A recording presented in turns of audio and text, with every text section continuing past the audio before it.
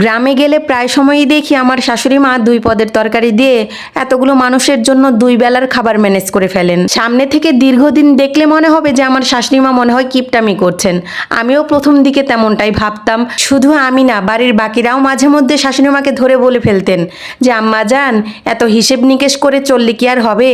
এমনও দিন গিয়েছে, দেখা গেছে সকালবেলা ফ্রিজে অনেক দিন যাবৎ পড়ে থাকা মাছের মাথা এবং লেজ রান্না করা হয়েছে। দুপুরবেলা হয়তো মুরগির পা, গিলা, কলিজা এগুলো ছিল, সেগুলো দিয়ে একটা ঝোলের তরকারি রান্না করা হয়েছে। আমার শাশুড়ি আম্মা আবার কখনো এগুলো ফেলে দেন না, ঠিকই প্রয়োজনের সময় কাজে লাগান। সংসার এমন একটা জিনিস, প্রয়োজন সংসার থেকে অনেক কিছু শিখিয়ে দেয়। শাশুড়ি মা তো আর এমনিতে একদিনে কিপটামি করা শিখে যাননি। এই যেমন আজকে নিজের সংসারের কথা বলি, ফ্রিজে 2টা কই মাছ ছিল, আর সেই দিন একটা সোনালী মুরগি এনেছিলাম, ওটার এক পাশ রেখে দিয়েছিলাম। এক পাশ বললে ভুল হবে, 3 ভাগের 1 ভাগ আর কি। এছাড়া 1 টুকরো ইলিশ মাছ সহ ইলিশ মাছের 2টা মাথা ছিল। এই অল্প অল্প করে রেখে দেওয়া মাছ মাংস থেকেই আজকে আমি 3 বেলার খাবার ম্যানেজ করেছি। কিভাবে করেছি সেটা আগে বলে নেই। সকালে মেয়ের বাবা নাস্তা করেনি, আমার কথা না হয় বাদই দিলাম, আমি যে কোনো একটা কিছু খেয়ে নিব।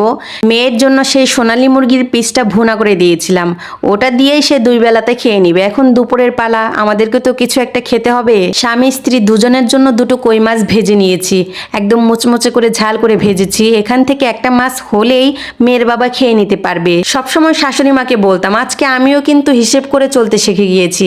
এই যে 2 পিস ইলিশ মাছের মাথা আর 1 পিস টুকরো দিয়ে কি সুন্দর কচু দিয়ে ঝোল করে রান্না করছি। প্রয়োজনে পড়েই কিন্তু এমনটা করেছি। ওই যে আগেই বলেছি, প্রয়োজন এমন একটা জিনিস, কখন যে ঘাড়ে চেপে বসবে তখন অন্য কোনো অপশন খুঁজে পাওয়া যাবে না।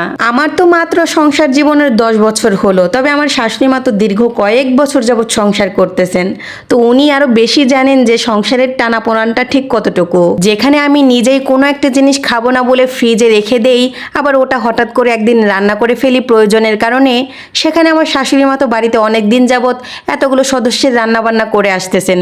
তিনি ঠিকই জানেন যে কখন কিভাবে কি দিয়ে সবার সামনে খাবার ম্যানেজ করে দিতে হয়। বউ হিসেবে হয়তো এখন আমি অনেক ভালো, তবে ভবিষ্যতে শাশুড়ি হিসেবে যে কেমন থাকবো ওটা জানা নেই। কারণ এখন হিসাবের খাতায় আমার তেমন কিছু তো লিখতে হয় না, তবে সামনে হিসাবের খাতার মধ্যে সদস্যের সংখ্যা বাড়বে, সবকিছুর পরিমাণ বাড়বে। সবচেয়ে বড় কথা হচ্ছে আমার ধৈর্যটা কমে যাবে, কারণ এখন যে ধৈর্যটা আছে সামনে কিন্তু এই ধৈর্যটা ঠিক থাকবে না। সবকিছুর পরিমাণ মোটামুটি বেশি আছে বলে হয়তো এখন মাথা ঠান্ডা রেখে কাজ করতে পারছি, কিন্তু পরিমাণটা যখন কমে যাবে আর সদস্য সংখ্যা বেড়ে যাবে, তখন কি আর মাথা ঠিক থাকবে? তখন ঠিকই আমাকে অল্পের মধ্যে কিভাবে সবকিছু সিস্টেমে ম্যানেজ করা যায় ওটা আগে টেকনিক জানতে হবে। শাশুড়ি মায়ের কাছ থেকে মোটামুটি এই কয়েক বছরে অনেকটা অভিজ্ঞতা হয়েছে। আমি এটাকে খারাপ বলবো না, কারণ এটাকে পজিটিভভাবেই নিতে হবে।